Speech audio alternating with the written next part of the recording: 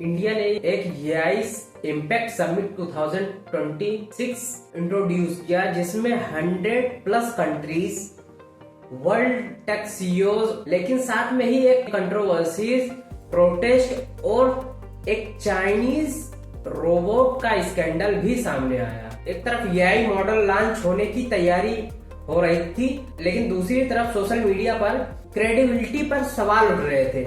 तो क्या है ये इंडिया एआई इम्पैक्ट 2026?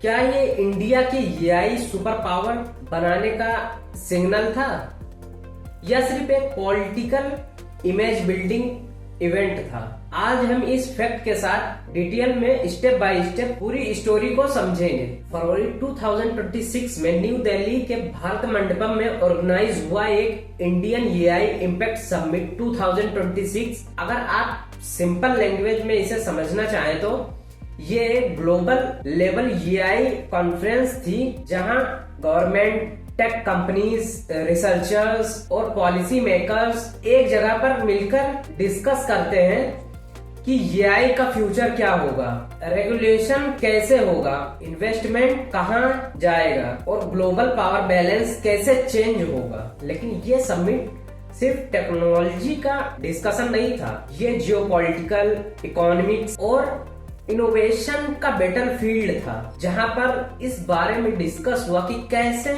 एआई को इम्प्रूव किया जाए और पावरफुल बनाया जाए, जिससे मेजोरिटी वर्क कम समय के अंदर हो सके। तो सबसे पहले हम वो समझते हैं जो इंटरनेट पे काफी तेजी से वायरल हो रहा है, रोबोट डॉग कंट्रोवर्सी। ये क्या था रोबोट डॉग कंट्रोवर्सी, जिसके कारण ये इतना चर्चा का विषय बना हुआ है? 18 फरवरी 2026 को एक एग्जीबिशन स्टॉल पर एक रोबोट डॉग शोकेस किया गया, जो कि गलगोटिया यूनिवर्सिटी के रिप्रेजेंटेटिव ने क्लेम किया कि ये रोबोट डॉग इस यूनिवर्सिटी के स्टूडेंट ने बनाया है। अब प्रॉब्लम क्या था? सोशल मीडिया पर जैसे ही यूजर इस रोबोट को देखते हैं, वो इसे आइडेंटिफाई कर लेते हैं कि ये एक्चुअली यूनिटरी GO2 है, जो चाइनीज कंपनी यूनिटरी रोबोटिक्स बनाती है। इसका मतलब था कि ये प्रोडक्ट इंडिया का नहीं था। इस इंसिडेंट ने 2 क्वेश्चन रेज कर दिए।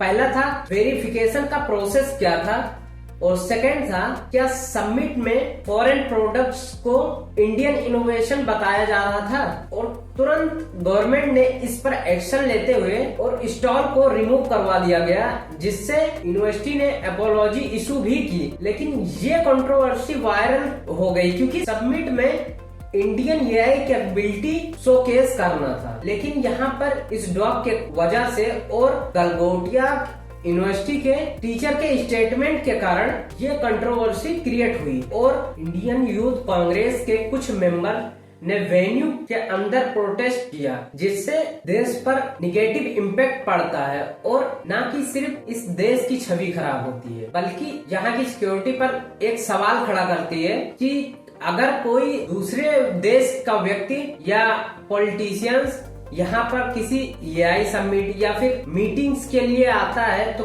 क्या उसके लिए ये सेफ है या नहीं? क्योंकि इस तरह का बिहेव अलग अलग देशों में अलग अलग छवि बनाती है। ये AI summit global AI summit series का पार्ट है, जिसमें ये 4th एडिशन था। प्रीवियस समिट जो हुई है वो यूके में AI safety summit, Seoul AI summit और पेरिस एआई एक्शन समिट हुआ था।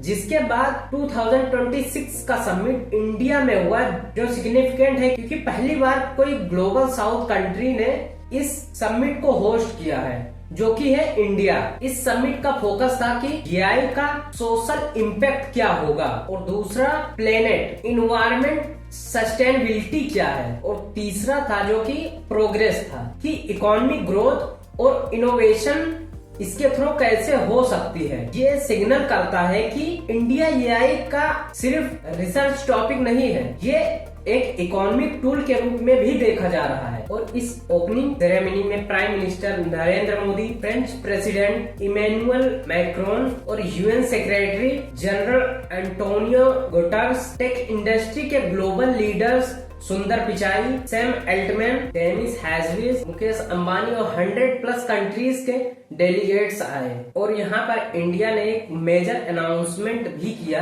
जो था कि सर्वम एआई, उन्होंने 30 बिलियन और 105 बिलियन पैरामीटर्स मॉडल अनाउंस किए। अगर हम इस पैरामीटर की बात करें तो सिंपल लैंग्वेज में जितना ज्यादा पैरामीटर्स होते हैं उतने ही कॉम्प्लेक्स और पावरफुल मॉडल होते हैं। मॉडल हर क्वेरी के लिए सिर्फ रिलेवेंट पार्ट एक्टिवेट करता है जिससे इफिशिएंसी इंप्रूव होती है, जैसे speech to text, text to speech और vision models plus hardware product जैसे केस, स्मार्ट ग्लासेस। ये इंडिकेट करता है कि इंडिया सिर्फ सॉफ्टवेयर नहीं, एआई हार्डवेयर इकोसिस्टम भी बिल्ड करना चाहता है। था भारत जन परम 2 जो कि 17 बिलियन पैरामीटर मॉडल है जिसमें लगभग 22 इंडियन लैंग्वेज सपोर्ट करता है, जो कि मल्टीलिंगुअल एआई है क्योंकि इंडिया लिंग्विस्टिक डाइवर्सिटी वाला कंट्री है जिसमें बहुत सारी भाषाएं बोली जाती है। और गवर्नमेंट ने 20,000 न्यू जीपीयू भी अनाउंस किए जो कि ऐड हो गए। ऑलरेडी 38,000 जीपीयू का बेस इंडिया में है, बट एआई मॉडल ट्रेन करने के लिए जीपीयू पावर क्रिटिकल होती है जिससे जीपीयू कंज्यूम होता है। और ये इंफ्रास्ट्रक्चर इन्वेस्टमेंट लॉन्ग टर्म के लिए शोकेस करता है क्योंकि माइक्रोसॉफ्ट ने भी इन्वेस्टमेंट एक्सपेंशन अनाउंस किया और ये स्पेशली डेवलपिंग कंट्रीज के लिए अनाउंस किया। दूसरी तरफ organisational issue, political controversy, PR criticism, लेकिन एक बात क्लियर है, एआई अब सिर्फ टेक्नोलॉजी नहीं है, ये पावर पॉलिसीज और ग्लोबल एआई पावर का गेम बन चुका है। तो आपका क्या ओपिनियन है? क्या India global AI super power बन चुका है या पहले गवर्नेंस इम्प्रूव करनी होगी? क्या यहाँ के टेक लीडर्स एआई के फील्ड में खुद को वर्ल्ड लेवल पे एक्सपेंड कर पाएंगे जिससे इंडिया एआई सुपर पावर बन पाए? तो अपनी राय जरूर कमेंट सेक्शन में बताएं। थैंक यू दोस्तों।